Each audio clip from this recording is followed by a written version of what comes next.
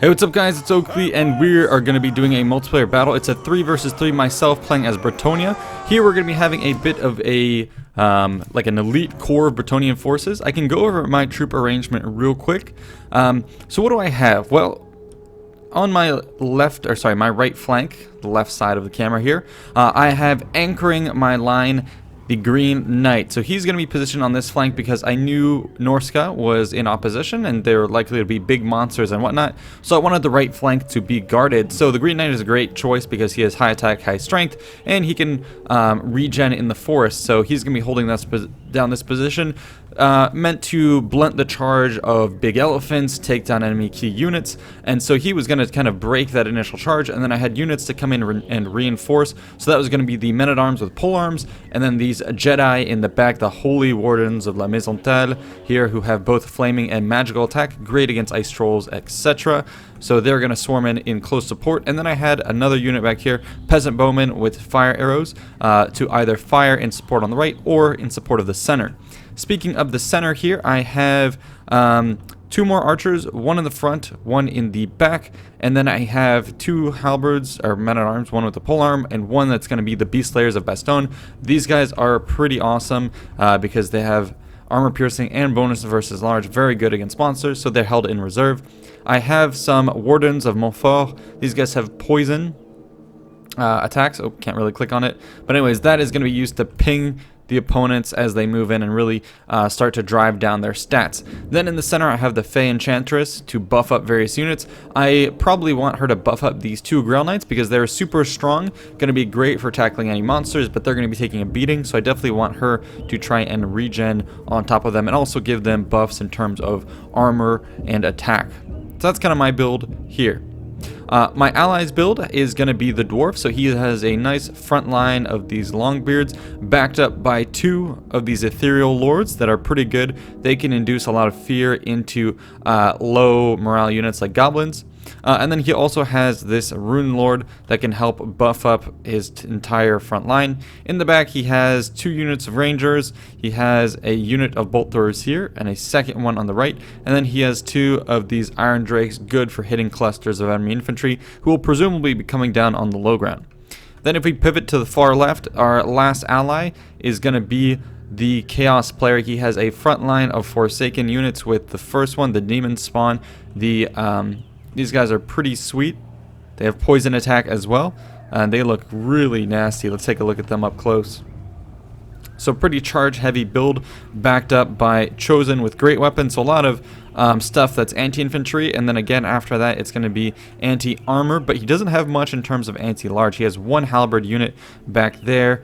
And so yeah, he is susceptible to a charge of some of the bigger monsters that we'll see there. So we'll have to see how he engages. That will determine kind of how effective he is. But in the center he has an exalted hero. He has Sarthoriel, the Everwatcher, and then he also has the Swords of Chaos that can give a nice buff to his charging unit. So potentially a wrecking ball of a force if it hits your front lines, but at the same time it is a bit glass cannony. So we'll see how it goes. Let's go ahead and put this on play real quick. So in opposition, directly opposing Chaos is going to be the Vampire Counts. They have a large front line of zombies with a second line of Graveguard and then a couple monsters. So they're going to have Crypt Horrors, then they're going to have the Terrorgeist, and on the far right flank they're going to have 2 of these Black Knight forces.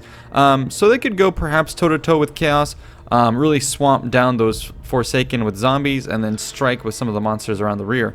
But what's going to be happening is 2 of the forces on this front, and we can get a nice cinematic shot of this. This is very much Battle of Pelennor Fields with the orcs running under the elephants, the Oliphants of Harad. So that's what's kind of happening here. Kind of funny recreation.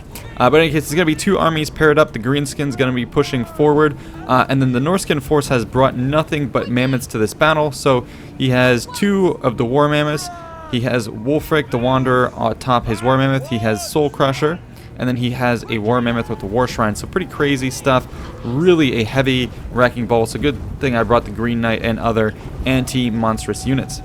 Meanwhile, The greenskins are going to be pushing forward. I'm going to put this on slow motion real quick. So they're going to start wrapping around. He has an interesting build here of a couple of fodder units in the front, goblins, and savage orc big guns. He was kind of aiming to counter Bretonia, so he has some squishy units in the front to absorb a charge, and then after that he has some orc boar big guns that have anti-large armor piercing. He has McGrubb's Mungie Raiders, which here have anti-armor shots, and then he also have Wozog here, who has Foot of Gork that can stomp on cavalry. So pretty good pick. And then I also like the inclusion of 2 of these goblin war bosses on spiders. They're really good because they're mobile. They can get through the cracks of your lines and they can strike at artillery or archers and really suppress you. So that is kind of his build, but I'm able to beat them back because of these archers that I have in the front and the support fire of this player up here. So he's going to start picking away at these guys, and it's really forcing them to start to go around the flank. So this is going to be an interesting 3v3 where you don't have an immediate confrontation. What we're going to be having is a big pivot where essentially Chaos is going to start pushing forward, chasing off the vampires, and we're going to end up having an engagement over on this flank where it's going to all come down to me. So basically the entire enemy force is going to come crashing down on the Green Knight. So this is going to be an important part of the battlefield to watch. Meanwhile, in the center, I pulled forward with 2 of my peasant bowmen, and they're going to just start to get some free shots in at the enemy here, standing in a bit of the icy waters, but their spirits are lifted. The enemy is at bay, and it seems like their shots raining down on the enemy is successful. They're going to pull back into the forest after taking a little bit of some hits, and they're going to here wait for the caravan of forces on the flank to start to deploy. A couple more corpses over here. I think this was the ballista, and yeah, you can see a couple more shots raining in. This scouting force was enough to spot the Green Knight, so I'm going to start to reposition my halberds because I am actually a little bit scared of a mad rush into the forest. Some of my peasant archers in there are starting to hit his units, his skirmishers, so I'm glad I put those guys there. We're getting a little bit of an ambush on these units, sniping a couple of them, and they're going to boogie on out of here. But anyways, we're getting a lot of free stuff early game. Ooh, a couple crushing blows against these units. It does look like it's doing a little bit of hurt, but you take a look at the health on this guy, and that is insignificant. But yeah, like I said, all 3 armies are going to be pivoting over to hit me. So I'm pulling back with my forces. I know I can't take this engagement. They're too close, and so I'm going to pull out of the woods with everything I got, and I'm going to leave the Green Knight to hold the enemy back in the forest. Not 1 step back is going to be his pledge here. And then I'm going to keep some archers to reinforce him. And what I'm going to do here is going to take the opportunity to just start knocking out some of these squishy frontline troops before the rest of the army can get in place. And I just want to get some free kills, but the enemy is going to start to pop some spells on me. So the effigy of Degit here, strong versus character, causes damage, and they're going to start popping other sorts of abilities.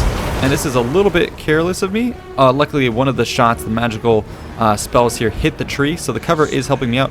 I took a pretty significant amount of damage here, but I do get to heal in the woods, so I'm not too worried about it. It could have gone way worse had I been tied down, but I'm able to exfiltrate from that engagement before more guys could come in. And they're chasing after me with all haste. But I do have a little bit of a trick up my sleeve. The Fey Enchantress here is going to cause them to regret ever coming into the woods. So these guys are getting a little bit too overexcited. They see the Green Knight leaving the woods, but he decides that this is his forest and these troops are not going to mess with it. All of a sudden he comes charging back and he is going to launch into this little force of goblins and really tear them apart. As they retreat, I'm going to pop the dwellers from below, and the force is going to come alive and come to my favor. So they're going to escape with very bloody tales to tell of the forest here fighting them back. So the entire army here, not quite sure it really wants to engage in the center with this much damage. And that spell is a little bit, I don't know if they've changed it, but it seems to do a lot of damage recently. I heard some people talking about it being perhaps a very powerful spell that someone was claiming that it can knock out Royal Outdorf Grip Bites and do a lot of damage to those guys. If you can tie anyone down and pop that spell, it only lasts, I believe, 6 seconds, but it can do a lot of damage, and then it's just about cleaning up after that. So, yeah. Crush 2 units. It could have been better used against, Black Orcs and others pushing forward, but hey, I'll take the opportunities where I seize them. We're also going to be pushing forward pretty bravely with these peasant bowmen. They haven't been forced back, and they're starting to do a lot of damage to these zombies. They already have critical binding. Meanwhile, Manfred here is going to try and come to the rescue of his pretties, and he's going to fly out and do a bit of like a drive-by on top of my guys. Coming over here, my peasant bowmen may shit themselves seeing that giant zombie dragon coming out of the woods after them, especially if you're these guys. Let's take a look at this perspective. Yeah, that's quite horrifying, I would have to say. But what we do have here actually is just as this guy is starting to loom in, I'm going to pull out, and he thinks better of charging into me because we have a lot of support, and he does raise dead from amongst the swamp, so they're going to pull themselves out of this position, but now we're going to start to get a lot of shots landing into here, and yeah, they're going to be tied down pretty heavily, and my peasant bowmen are going to pull back into close support. The other guys here are going to get charged by the zombies. They're continuing to fire away at these forces, where it looks like Chaos is starting to land a strike on the remaining greenskins that were tied down in the force. We do have a charge of the Swords of Chaos, plus Sartorial, the Everwatcher, landing some strikes on these black orcs. Thinking better of this engagement, they're going to try and pull out of here and try and swap out with some Forsaken. But yeah, that's going to be it for tying down that position. Meanwhile, in the center, we have... oh, who's firing those shots? Oh, okay, the Wardens, I'm all for. They're going to be poisoning these zombies, and I'm also going to get some point-blank shots with my archers at the zombies coming through the reeds. This is some scary shit. You can see them stumbling their way over here, but my peasants are going to take them on. A little bit of a scary sight, but now we get flamethrowers coming in, burning peasants and zombies alike. So here the dwarves clearly not caring too much for my men, but hey, it's okay. My peasants are used to being treated even more brutally by the Bretonnian players. In any case, what I've done is the Green Knight tried to charge in here, and I did knock out some of these nasty skulkers, but they hit me with a smoke bomb, which is really deteriorating my ability to get out of here.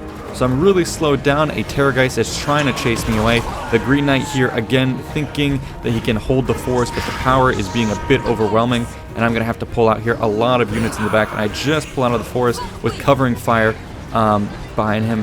That Terrorgeist is going to launch himself after me. I think he's going to want to try and land. And no, he thinks better and pulls back once we get into the safety. I had some halberds up close, and a lot of troops are coming in after me, chasing me. My peasants are going to be sacrificed, but again, the Fae does pop her ability here, and the force is going to come to life and save my skin, tearing these guys apart. So this is really epic. A couple of them trying to make their way out, but really being torn to pieces here. So the Bretonnia really being helped by the spirits of the forest in this case. I've done a bit of a good damage to the front lines. Lots of the squishy units here have been beaten back, but now it's going to be the mass. We have 3 players that are going to be shuffling over to try and deal with just me. So we're going to have to form up our battle lines. What we have up top is 2 of the artillery pieces, some of the ranged units like the Iron Drakes going to be positioned up top on the hill, and then we have a nice little wedge formation here of Longbeards preparing themselves, the Rune Lord in the center getting ready to buff up, and other forces plus the Ethereal Lords holding center, because this is where the enemy is going to come and charge into us. So they're all rallying up here, getting their pep talk in the forest. Wozag as well cheering on his men, getting them ready for the engagement, and then the Mahouts on this side are going to get all of these war elephants ready. They even have some Terrorgeist in the background, lots of troops. So facing off against us is going to be a massive force. So what am I going to do? Well, I'm going to reposition my guys as well. I'm pulling back my archers to be in the rear, and then I'm going to reposition the Green Knight to be once again in the forest to heal up, and then also beat back any potential flanking attacks we have from the Black Knights. And then in the center, what I am going to have to do is, yes, sacrifice some peasantry. That is page 1 in the Bretonnian playbook. So I'm going to send 2 of my cheap men-at-arms up front, and then in the back, just slightly behind them, I'm going to hold my reserve. So those guys are going to take the brunt of the assault of the elephants, and then I'm going to have to charge in with the rest of my troops. So we'll see how that goes. But Peasant Moblin, still alive, going to form up and try and continue to target the enemy. We're going to go after this War Mammoth here. Yeah, let's watch this. And meanwhile, Chaos is also done cleaning up these forces in this position, and now they're going to reposition themselves in the lake here. So we're going to have a big confrontation. All sides are gearing up and they're ready. The enemy can't just stand there because they're starting to take peppering fire, and so it's only a matter of time before this harassment starts to get enough of the Mahouts, and they're going to sound the war drums. It looks like we're going to have that moment just now. So here come the forces coming out of the forest. Let's see this, a combined army of all sorts of troops goblins, zombies, everything wandering out of the woods. Let's take a look at this. I don't have any more of my spells to cast on them. This would be perfect, but here they come shambling out of the woods. Forsaken are going to start to launch a charge here in counter move, and I want to break these guys, or at least do some damage to disrupt them before they hit our front line. So the Grail Knights are going to come in and they're going to try and land a strike on these black orcs. Meanwhile, the position over here is getting rather scary. Two of my halberds are getting ready. And oh god, here comes the stampede. You can watch in the center as my Grail Knights are going to charge right into the enemy. Going to really obliterate this front line, do some damage, and then pull out, slow them down, knock them away. And then as the enemy is disrupted, the Iron Drakes are going to fire in, but here come the elephants. They're going to come storming into our guys, just clobber a quarter of our halberds in both positions, but the Green Knight on this flank is going to turn about and deal with this monster. Also, I'm going to activate the Beastslayers coming in here. They're going to try and deal with this Oliphant. In the center, however, the fight is underway. Look at the chaos raging on in the middle. Tons of warriors from 6 different factions all fighting together, but we have the superiority of a position, firing over the short dwarves. This is brutal support. All kinds of craziness. Meanwhile, on this side, Chaos is going to position itself. The Lord of Change in the back getting ready for a flanking move, but the Forsaken have charged into the center, doing a lot of damage to the enemy. But it looks like the elephants have decided to push their way through to the back. They've punched through the weak joint between our armies, just rampage, flatten these Longbeards who are taking a real beating. They're about to cave here. So that was pretty devastating. They're punching through, but our lords are here to try and save the day. But these elephants are doing a really good job of knocking out our supporting units, flattening these Iron Drakes with a couple units, and then they're going to circle back and try and get a hammer and anvil on the remaining dwarfs in the center. That's pretty bad. We have to chase after them. Meanwhile, over here, I've got one of the mammoths, Soul Crusher, clobbered up against the cliffside here. It's got nowhere to run, and I'm chasing after with the Fae, as well as the Beastlayers, so I should be able to take care of it. Meanwhile, over here, the Green Knight and Halberd Force is dealing with this War Mammoth. It's still at high health, but the Green Knight here very much inspiring these peasants to greater glory. I'm not sure how much that can save them if they're just flying into little bits and pieces, but it is enough to hold it. Meanwhile, my other forces, my Jedi here are going to pour out of the little gap, and we're going to try and land a flanking hit on the Vampire main line, who's going to be the second big burst. The Greenskins have all but been eliminated in the front line charge, and the Vampire Counts now have to be holding. In the back, however, the fight is underway. Some Goblin Big Bosses and Nasty Skulkers fighting with some of Chaos troops, but here comes a pretty big charge from the Swords of Chaos. Let's watch some of that as they're going to charge into this position along with the Lord of Change, and he has some devastating attacks. I love the animations on him. He's going to turn about, I think start to cast some spells, and he's going to fly right on in and smash these guys. And that is going to turn the tide. Lots of spells getting off from the Swords of Chaos rampaging through here, so it's a nice day to have Chaos on your side. Meanwhile, over here, we've landed that nice strike with our Grail Guardians on the flank. The Green Knight continuing to harass this force. Soul Crusher has pulled itself up through the center, has left my guys behind, and is rejoining its kin in the center, and this is a mighty death ball that's turning around and clobbering our guys. So our front lines are starting to get devastated. Chaos, like I said here, does not have the Halberd troops to beat us back. They have a couple that are going to try and commit, but it's just not enough. We really need our heroes here, and if these elephants can continue to just charge through our lines, there's not much we can do to stop them. They're all kind of low health, so we have to focus fire, and we're trying to do just that. Our rear lines are trying to reform. If we can finally kill some of these enemy monsters that are tying down our archers and artillery, that'll be a godsend for us, and it looks like we're going to get just that. There you go, the killing blow against the Terrorgeist. So the rear lines have been saved thanks to the hero and the Grail Knights, and so now we can free up our archers and other units to start to pick apart the enemy in the center. That is, like I said, marauding and doing that death ball. Not much left in the center in the way of dwarves, although my Pull Men at Arms here with the Master of Rune, plus 60 armor, really doing a good job of holding steady. On the right flank, I've gotten a counter charge against two of the flanking Black Knights. They would otherwise devastate my Grail Knights, but I'm popping Flesh to Stone, Favor of the Fae, and look at the stats on these guys. 98 melee attack, 140 armor. That is going to be enough reinforcing abilities to be able to beat back two of these knights, so my guys really proving themselves valiant in this engagement. So that's going to be enough to hold our flank. The Grill Relic here making sure that morale doesn't break. In the center, my Jedi here are tearing through the undead, bolstered by the Lord of Change as well, and the Swords of Chaos here. They're a potent combo, and he's going to be slashing every which way. So we're starting to turn the tide on this side. If we look back in the center, these mammoths have decided that, yes, our ranged units are going to be the biggest problem, but now that they've come face to face here with these ethereal units, they don't quite have the counter. These guys have pretty good physical resistance, and it's going to be a little bit hard for these mammoths to deal with them. And especially if we start to focus fire on some of the weakest, we can get a good job done. But they're pretty fast, and they can outrun some of these little dwarfs. Going to be doing our best to flame them, focusing fire on Wolfric. Meanwhile, in the center, we're going to have a pretty awesome fight.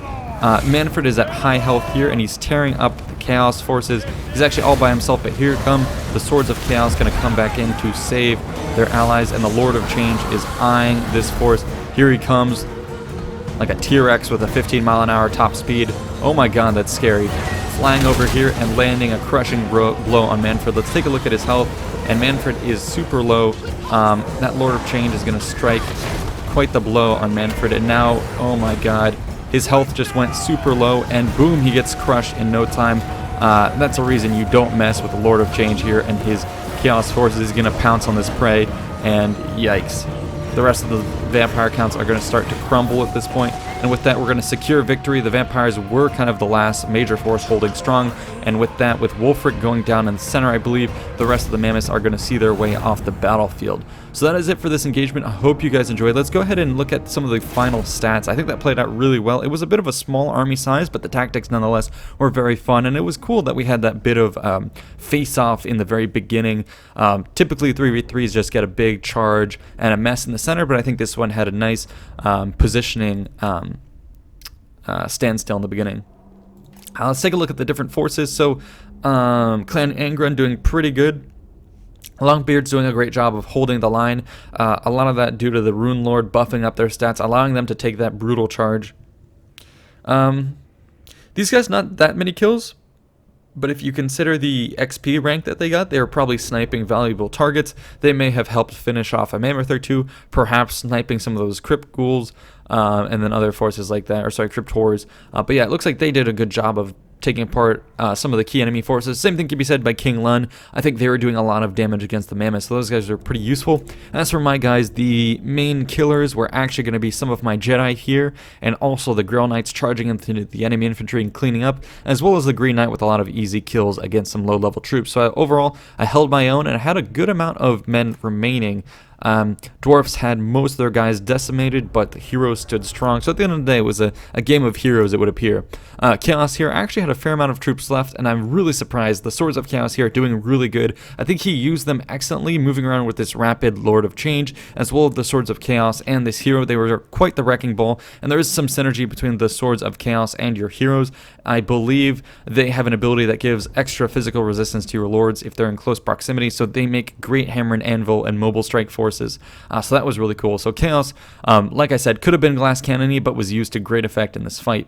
If we take a look at the greenskins here, they had the potential to trade perhaps cost effectively against me, but a lot of their weak troops were whittled down with bow fire and spells and cavalry strikes, and then finally when the Black Orcs got into the fight, they were pitted against some of the heavier, more tanky dwarfs, and just didn't trade well with the overwhelming fire of the Iron Drakes from above.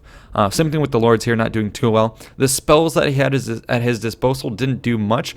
He could have used Foot of Gork against some of my forces, but I'm not quite sure what happened. Maybe he was wasting too many winds of magic against my Green Knight, and in that case, my attempt to bait out spells definitely proved beneficial, because had he popped those on our infantry blob in the center, that could have been devastating. Taking a look here at Crazy Cowboy, who fielded Norska, lots of kills on these mammoths, which is to be expected. I mean, these guys just clean up infantry, but I think he could have used them better. They were too focused in one spot. I think he should have better dedicated perhaps at least one of them on either flank to help shore up their sides, and then the rest in the center, keep the War Shrine in the middle to really buff up those infantry fighting in the center, and hopefully maybe even send another disposable War Mammoth right up through the middle to try and burst our lines before charging in with the infantry. I think they threw in their fodder infantry first, and those got chewed up. Had they thrown in a mammoth, they could have done a bit better, and perhaps tried to then pull him out and have him do some cleaning up duties in the back with low health. But anyways, it's pretty easy to use these guys, but I think they could have been used better to carry the team. Next, if you look at the vampire counts, they did okay, Graveguard trading decently, but they just didn't have enough time to live long enough to rack up the kills.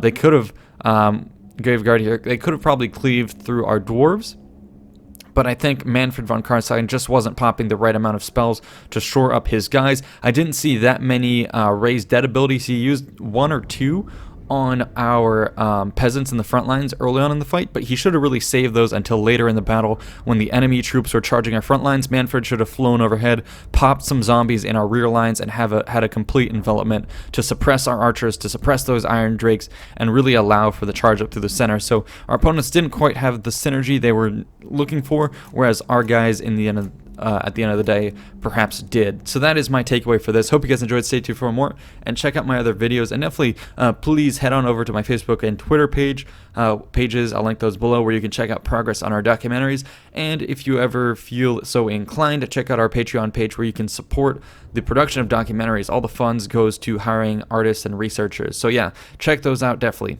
And that's it. See you in the next one. Bye bye.